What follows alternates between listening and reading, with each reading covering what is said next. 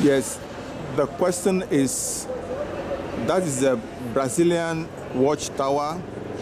I'm at the Brazilian International Airport to show you the importance of the invention of an aircraft in 1903 by the Wright brothers, who invented an aircraft.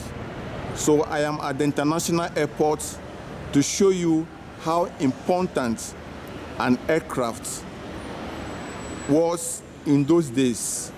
So come with me, and as I show you some of the passengers who are checking in to travel to other parts of Brazil.